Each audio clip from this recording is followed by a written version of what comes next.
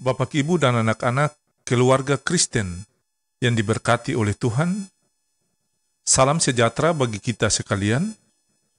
Damai sejahtera Tuhan Yesus Kristus dan sukacita Roh Kudus melimpah senantiasa dalam hati, rasio, dan pemikiran Bapak, Ibu, dan anak-anak dalam Kristus Yesus. Keluarga Kristen yang diberkati, sebelum kita membaca firman Tuhan dan mendengar santapan harian keluarga di hari ini, mari kita berdoa.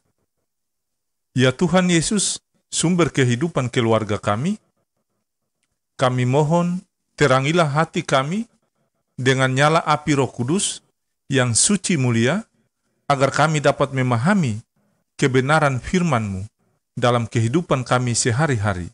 Amin. Pembacaan firman Tuhan di hari ini terambil dari Kitab Mazmur pasal 54 ayat 6 sampai ayat yang ke-9. Demikianlah bunyi sabda firman Tuhan. Sesungguhnya Allah adalah penolongku, Tuhanlah yang menopang aku. Biarlah kejahatan itu berbalik kepada seteru-seteruku, binasakanlah mereka karena kesetiaan-Mu.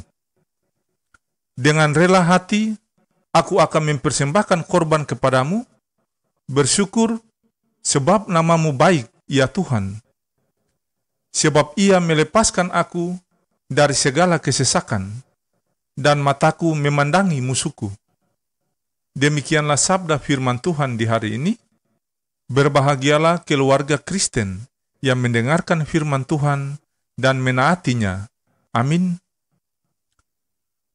Bapak, Ibu, dan anak-anak keluarga Kristen yang dikasihi oleh Tuhan Yesus, santapan harian keluarga di hari ini berjudul Tuhanlah perlindunganku. Keluarga Kristen yang diberkati, setiap orang tentu pernah mengalami situasi yang mengancam keberadaannya, entah itu karena sakit penyakit, bencana alam, dibenci orang lain, atau ada orang-orang yang berniat mencelakakannya. Dalam situasi macam itu, orang beriman biasanya berdoa kepada Tuhan, memohon perlindungannya. Mazmur 54 dipercaya sebagai doa Daud saat dalam kesesakan.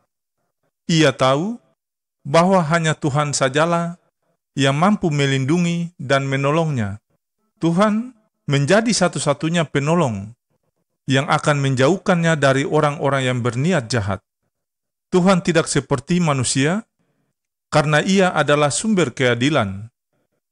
Ia akan membela mereka yang benar dan menopang orang yang bersandar kepadanya. Keluarga Kristen yang diberkati, atas segala pertolongan yang diberikan Tuhan, pada dasarnya Ia tak menuntut banyak. Ia hanya meminta kita untuk mengandalkannya senantiasa dan bersyukur untuk segala karyanya. Saat ini, mungkin berbagai permasalahan hidup sedang menghimpit kehidupan kita. Harapan seolah-olah hilang, dan kita kehilangan semangat menjalani kehidupan. Bahkan, mungkin saja kita sudah sampai meragukan pemeliharaan Tuhan. Jika hal itu terjadi, teduhkanlah hati dan pikiran kita. Marilah keluarga Kristen, kita mengingat bahwa Tuhan adalah satu-satunya tempat perlindungan yang kukuh. Dialah yang menopang kita untuk melintasi badai kehidupan. Marilah kita belajar dari Daud. Ia ditimpa banyak permasalahan hidup yang amat berat, namun ia tetap percaya bahwa Tuhan akan menolongnya dan melepaskannya dari kesesakan. Jangan berhenti berharap kepadanya, sebagaimana Allah juga tak pernah berhenti mengasihi kita selama ini. Salah satu alasan mengapa Allah mengizinkan anak-anaknya mengalami kesulitan dan tekanan adalah untuk menguji sampai di manakah kesetiaan dan keyakinan mereka terhadap dirinya. Daud adalah salah seorang anak-anak Allah yang mengalami ujian itu sebelum ia menaiki takhta menjadi raja atas Israel. Permohonannya merupakan tindakan konkret dari sebuah keyakinan terhadap siapakah Allah bagi dirinya dan siapakah dirinya di hadapan Allah. Bahkan permohonannya agar Allah bertindak didasarkan pada apa yang pernah para musuhnya lakukan dan kesetiaannya. Masih ada unsur kasih terhadap musuhnya dalam permohonan Daud. Akhirnya Mazmur Daud diakhiri dengan janji Daud kepada Allah. Janji ini merupakan pengakuan sebelum Allah bertindak bahwa Allah pasti akan menyelamatkannya. Keyakinannya tidak dibatasi oleh dimensi waktu.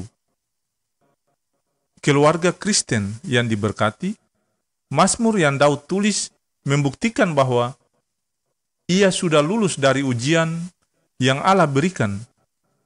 Ia tetap berpusatkan pada Allah dan kedaulatannya.